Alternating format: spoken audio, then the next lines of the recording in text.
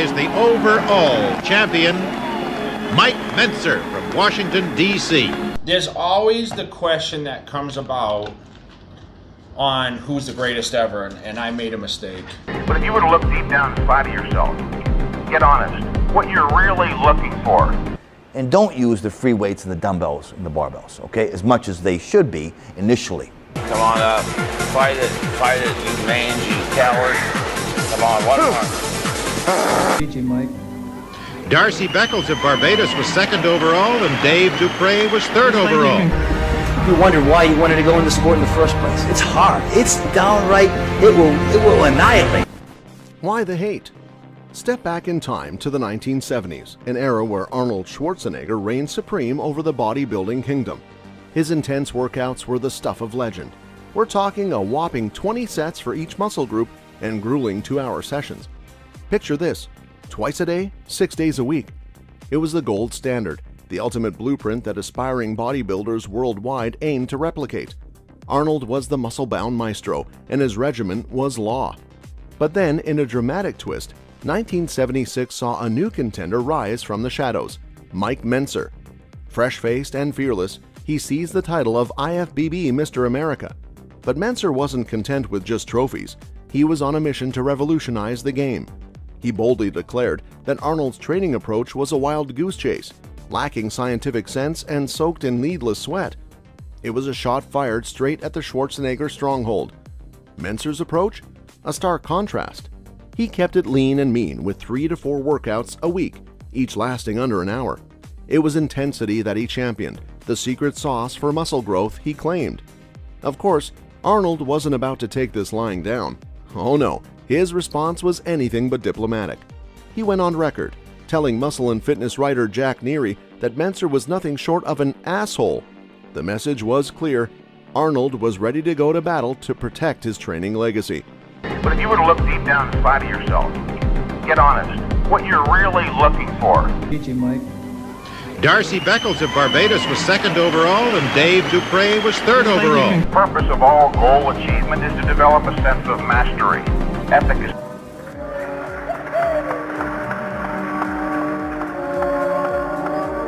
Three separate workouts. Workout number 1, viewer, you may recall, was chest and back. But Mentzer wasn't backing off. He kept pushing his high-intensity gospel, and you know what? He reaped the rewards. Gradually, he transformed himself, gaining size and finesse. Then came the jaw-dropping moment in 1978. Mentzer wowed the judges at the Mr. Universe competition, walking away with a perfect score of 300. As Mentzer's influence grew, Arnold's irritation reached new heights. But Mentzer, stubborn and unyielding, held his ground.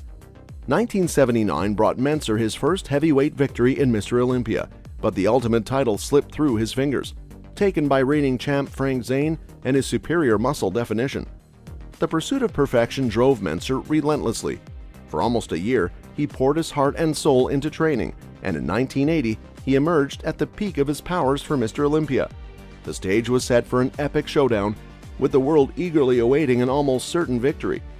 The drama, the rivalry, the clash of philosophies, this was no ordinary chapter in bodybuilding history. It was a saga of sweat, ambition, and unrelenting determination that unfolded in gyms and arenas, leaving an indelible mark on the annals of the sport.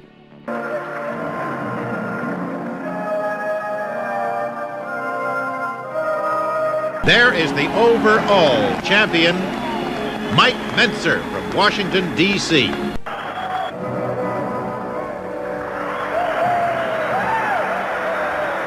GG, Mike. Darcy Beckles of Barbados was second overall, and Dave Dupre was third overall.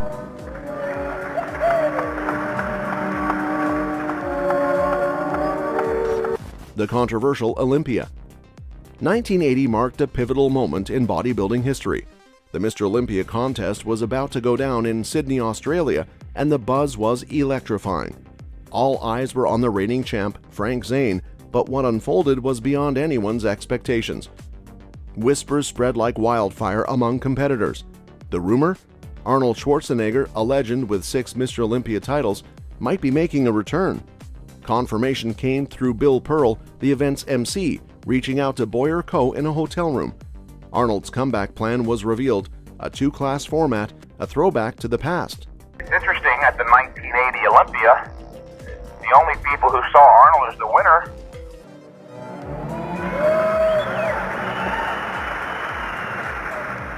Mike is 27, a pre-med student. He won the 1976 Mr. America. Come on up. Fight it, you mangy coward. Come on, one more. on developing other aspects of your life along with it, like your philosophy. Then you're just going to end up with... Some embraced it, others questioned it. As the contest neared, tensions grew. Mike Mentzer, a prominent contender, voiced his objection, calling out the fairness of Arnold's return. The day arrived, and Arnold shocked everyone by formally announcing his return.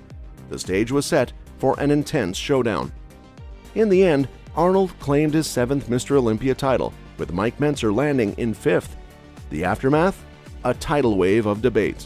The 1980 Mr. Olympia left an indelible mark as a spectacle of controversy and competition. It's a wonderful endeavor in and of itself. There's a lot of self-satisfaction. Your goal is sharply but realistically defined. All that remains is carrying out your plan. Well, certainly a bodybuilder has to have a knowledge of all the muscles, but that's not why I chose medicine, no. But if you were to look deep down inside of yourself, get honest, what you're really looking for. Tom Platt's perspective. Back in the day, during the 1970s, there was this bodybuilder named Tom Platz, who was right in the thick of things. And let me tell you, the 1980 Mr. Olympia contest? Oh boy, it was like a powder keg waiting to blow. Tom Platz spilled the beans about this infamous showdown at a seminar he did with the David Gym in Switzerland. You see, during that Mr. Olympia, there was this fiery feud between Arnold Schwarzenegger and Mike Mentzer. Platz gave us the inside scoop, and man, it was something. According to Platz, it all started with Arnold making a comment about Mentzer's belly during a seminar. He said Mentzer looked a bit on the chubby side.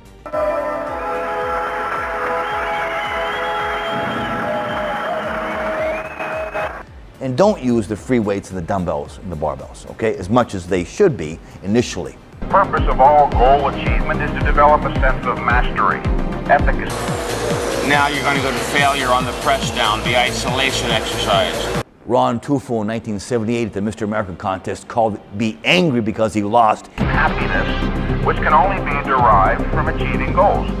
Now that was like throwing fuel on a fire. Mentzer wasn't one to take such comments lightly, so he marched right up to Arnold in the heat of the moment. What's interesting is that despite this feud, Platz thought Mentzer had loads of potential. He believed Mentzer could have nabbed the Mr. Olympia title if he could just move past the incident. Platz saw Mentzer as a smart guy in the bodybuilding world, a real contender, but there was a catch. Mentzer couldn't let go of that bitterness. It's like it became a ball and chain holding him back. Platz had this whole perspective, you know? He thought holding on to negativity was like feeding a cancer both mentally and physically. He even mentioned that these negative vibes could mess up your body, speeding up the clock. And when it came to Mentzer, Platz believed that this bitterness played a role in Mentzer's early passing. I was traveling around the world. I was going to 4 countries a year back then in the 80s with my first and second wife. No one piece of equipment is capable of working magic. For optimal results, the single most important factor. You wonder why you wanted to go into sport in the first place. It's hard. It's downright, it will annihilate. A lot of people I know who come to the gym every day, they haven't done nothing. Motivation may imply a lot of things to a lot of people. You can't do that when you can do it in the gym. I was paid a lot of... Jay Cutler's perspective. Recently, the legendary bodybuilder Jay Cutler dropped a captivating video on his YouTube channel. He dug deep into the intriguing tale of none other than the iconic Mike Mentzer, a name that echoes through the halls of bodybuilding history. The story's got drama, passion, and a twist that changes the game, all centered around the infamous 1980 Mr. Olympia showdown. According to Cutler, Mentzer's bodybuilding journey kicked off when he was just a kid, 11 years old to be precise. It all started with a single snapshot in a magazine that ignited a fire inside him. From that moment, he was hooked, dedicating his life to turning that dream into a reality. By 18, he was already rocking the bodybuilding scene, proving he was more than just potential. Life threw him a curveball though. An injury knocked him off track, but it didn't break his spirit. After some time off, Mentzer got back in the ring, and his dedication was relentless. He even took on the Mr. America contest, showcasing his skills, but the victory slipped through his fingers, leaving him hungry for more. But I'm trying to manage my time a little better now. But my appreciation goes out to Arnold. Your goal is sharply, but realistically defined. All that remains is carrying out your plan. It's kind of like the men's physique Olympia, 212. Yeah. There's one Mr. Olympia. Mike is 27, a pre-med student. He won the 1976 Mr. America. There's always the question that comes about on who's the greatest ever, and I made a mistake. Your goal is sharply, but realistically defined. All that remains is carrying out your plan. Although trying to accommodate, and I appreciate, those guys that are obviously shorter in height or whatever, lighter in body weight. His big break came with the Mr. Olympia, the pinnacle of bodybuilding. But here's the twist. Back then, the competition had weight-based categories. Mentzer might have dominated his weight class, but it was the overall win that counted. Franco Columbu stole that spotlight, and Mentzer was left in the shadows. Now let's talk about the 1980 Mr. Olympia, the one that rocked the bodybuilding world. The legend himself, Arnold Schwarzenegger, made a comeback nobody saw coming. Just a day before the event, he strutted back into the spotlight. Some cheered, some jeered, but everyone was talking about it. Arnold's comeback was a hit. He snagged his 7th Mr. Olympia title. But for Mentzer, the result wasn't so sweet. He landed in 5th place, and the disappointment cut deep. The controversy and intense competition left a mark, and not in a good way. This is where it gets heavy. The 1980 Mr. Olympia marked the end of Mentzer's competitive journey. Frustrated and disillusioned, he walked away from professional bodybuilding for good. It was a moment that sent ripples through the bodybuilding community, a star bowing out under the weight of it all. That's all for this video, folks. See you next time.